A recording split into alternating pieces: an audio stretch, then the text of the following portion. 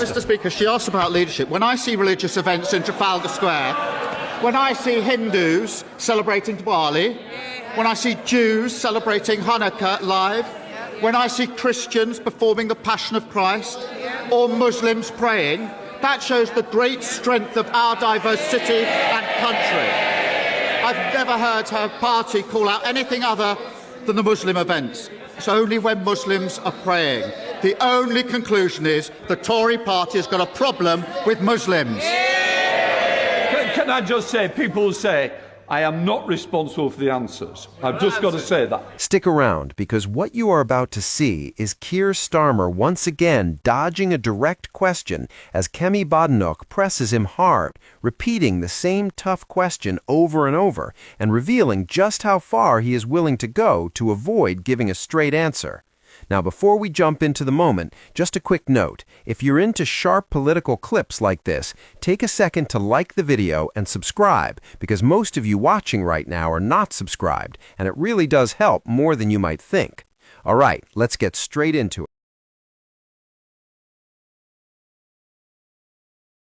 The escalation in the Middle East is the quickest way to reduce the cost of living, and anyone who advocated for the UK to rush headlong into the offensive without a clear picture of what it meant for our forces, or without thinking through the economic impact for families, should stand up and apologise. Leader of the Opposition, Kemi Badenoch.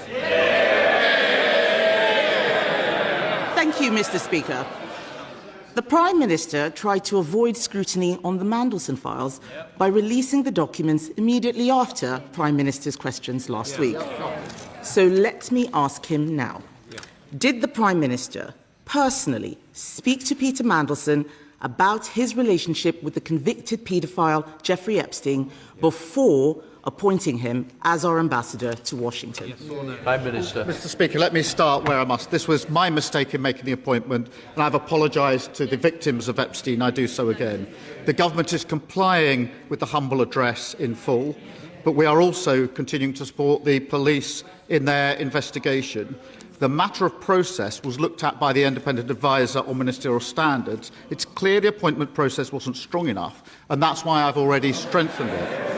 But it was my mistake, Mr. Speaker, and I've apologised for it. She should follow suit and apologise for a gross error of judgment in calling for the UK to join the war in Iran without thinking through the consequences. Mr. Speaker, I know he doesn't want to talk about the documents he tried to bury last week. He's going to try and talk about anything else, but he's not going to get away with it. I asked him a question he did not answer. We know the Prime Minister was warned about the risk of appointing Peter Mandelson. This is not about the process. He knew that Mandelson stayed in Epstein's house after Epstein had been convicted for child prostitution. He knew that. So I will ask him again. Did he speak to Peter Mandelson about this before the appointment, yes or no? Prime Minister. Mr. Speaker, I've already made clear that he was asked questions and gave untruthful replies. The government is complying with the humble address. The process has been set out. The independent adviser has looked at it, and he said, quote, the relevant process for a political appointee was followed. Now, obviously, this is a question of my judgment, but what about her judgment? She wanted to rush into a war with Iran without thinking it through. At the weekend, Mr. Speaker, three weeks in, she said, oh, there isn't a clear plan behind the US strikes in Iran. That's the question she should have asked at the start. The decision to commit the UK to a war is the biggest decision a Prime Minister can take, and she got it completely wrong.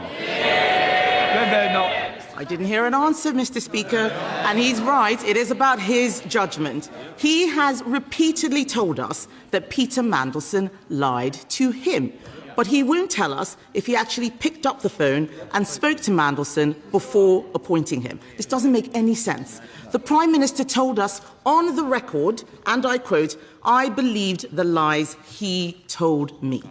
If the Prime Minister didn't speak to him, how can he say he lied to him? Prime Minister. Speaker, the process is clear.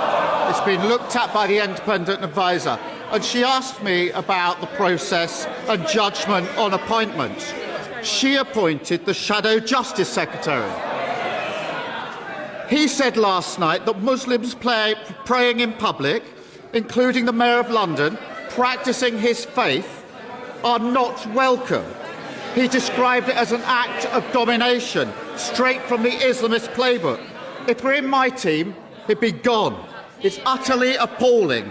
She should denounce his comments and she should sack him. He wants to talk about justice secretaries. His justice secretary is abolishing jury trials. My shadow justice secretary is defending British values. I know who I would rather have sitting on the front bench next to me, and it's not him. But Mr. Speaker, this is important. He does want to talk about anything else except what I'm asking him. 3 times I have asked him if the Prime Minister spoke to Peter Mandelson. 3 times he has refused to answer. We can only assume he did not speak to Peter Mandelson. From the documents published, we know he left the questioning of Mandelson's relationship with a convicted paedophile to 2 of Mandelson's closest friends, one of whom was also friends with a convicted paedophile. Asking those questions should have been his job. Why did he fail to do his duty? Prime Minister. Mr. Speaker, so her position is that the Shadow Justice Secretary is defending British values when he says Muslims praying together in Trafalgar Square are not welcome. Mr. Speaker, even Tommy Robinson, I can hardly believe I'm saying this, has said today that if the Shadow Justice Secretary had made these hateful comments 2 years ago, the Conservative Party would have kicked him out. Now, Tommy Robinson isn't some sort of moral signpost. He was pointing out how much their party has changed. They're more inclined to his views, and he's right about that. The fact that he's sitting on her front bench shows she's too weak and has got absolutely no judgment.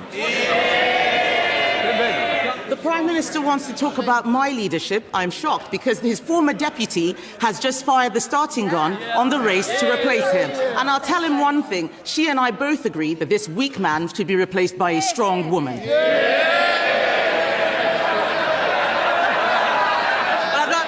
But I'm not finished, Mr. Speaker. I have too much to say to him. There is still a lot to ask. There is still a lot to ask about the Mandelson files. There's still a lot to ask. The Prime Minister knew that Mandelson had kept up a relationship with Jeffrey Epstein. The documents released also show he'd been warned about appointing Mandelson. He claims he was lied to. Mandelson had twice been fired for dishonesty. So why did the Prime Minister believe Peter Mandelson over the vetting documents? Prime Minister. Mr. Speaker, she asked about leadership. When I see religious events in Trafalgar Square, when I see Hindus celebrating Diwali, when I see Jews celebrating Hanukkah live, when I see Christians performing the Passion of Christ, or Muslims praying, that shows the great strength of our diverse city and country. I've never heard her party call out anything other than the Muslim events. It's only when Muslims are praying. The only conclusion is the Tory party has got a problem with Muslims. Can I just say, people say, I am not responsible for the answers. I've just got to say that.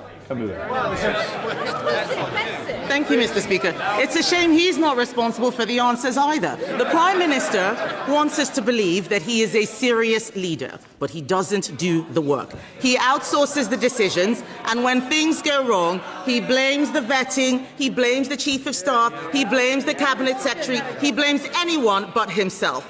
This Prime Minister appointed Peter Mandelson but didn't bother to ask the questions. If he cannot be straight with the House on something as simple as this, why should we believe a word he says about anything? She talks about doesn't do it. 3 weeks ago, she said we should rush into war. She didn't do the work. She didn't think through the consequences. Committing our military to a war without thinking through the consequences is the gravest mistake a leader of the opposition can ever do. And she comes back a week later and says, oops, I got that one wrong. She's utterly irrelevant and she's got no judgment. This is the leader of the opposition who said I should have empty-chaired the most important NATO summit in years. This is the leader of the opposition who said Greenland is a second-order issue. And this is the leader of the opposition who jumped into a war with Iran without stopping to think. On top of that this week, the failure to condemn and sack... Order. And I will repeat again, I'm not responsible for the answers, but it's certainly not opposition questions. Mr. Speaker, add to that the failure to condemn and sack the Shadow Justice Secretary for the poison and division that he spreads. It's turning out to be quite a month for the Leader of the Opposition, who claims she never makes any mistakes. The chamber is buzzing and the benches are restless as Keir Starmer stands in the middle of it all, trying to appear calm, composed, and statesmanlike, while at the same time giving off the feeling of someone who has just realized he left something burning at home. And he begins with a serious tone, talking about global tensions and economic consequences, clearly hoping that if he sounds serious enough, nobody will notice what is about to come next. But then the atmosphere shifts instantly as the speaker calls Kemi Badenoch, and the entire mood changes, because when she rises, it is not just a question. It feels like precision targeting, calm, controlled, and brutally direct. She begins politely with that tone that signals something sharp is coming, and then she goes straight for the Mandelson files, asking a simple but explosive question about whether the Prime Minister personally spoke to Peter Mandelson before his appointment, a clear yes or no question that immediately tightens the room as everyone senses what is coming.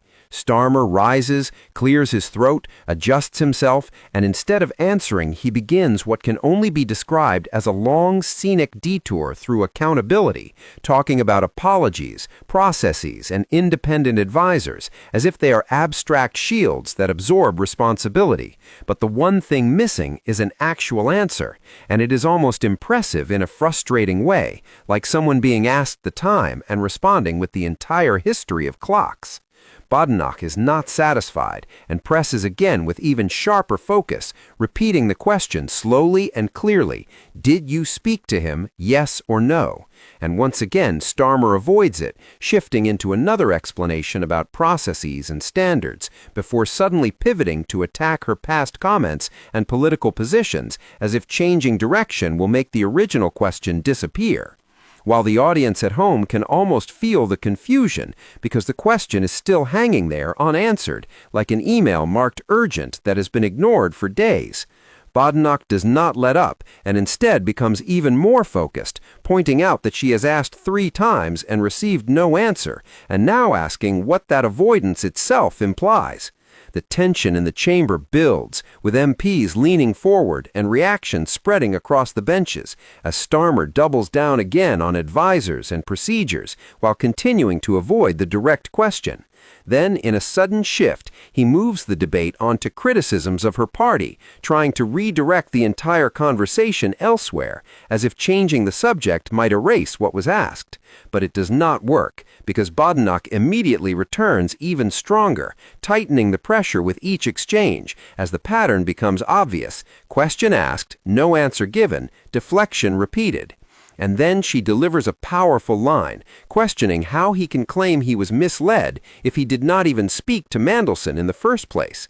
And that moment lands heavily as the chamber reacts under the surface noise, because everyone recognizes the significance of what is happening. Starmer responds again, but still not directly, instead circling back to broader arguments and political points, while the speaker intervenes almost humorously, reminding everyone he is not responsible for providing answers, which draws a ripple of laughter across the room. Badenoch continues pressing on leadership and responsibility, arguing that accountability cannot be outsourced or redirected, while Starmer continues to counterattack by bringing up past controversies and statements. And although those points are delivered with confidence, they still never fully connect back to the original question. And that becomes the central issue, because in moments like this, it is not just what is said, but what is avoided that defines the exchange. As the session grows more intense, with faster interruptions and sharper exchanges, the same simple question remains at the center. Did he speak to Mandelson, yes or no? And despite all the noise around it, that question continues to shape everything, because it is simple yet still unanswered. And as the energy in the chamber builds rather than fades, it becomes clear that this is not just about one appointment, but about judgment and accountability, and whether the question being asked will ever be directly addressed. And by the end, as the Speaker calls for order again, the sense remains that something important has happened, not through a dramatic explosion, but through the steady pressure of a single unanswered question, leaving the audience with a final thought. When a leader is asked something direct and simple, and clarity never comes, is it strategy, caution, or something else entirely? And perhaps most importantly, what would you have answered?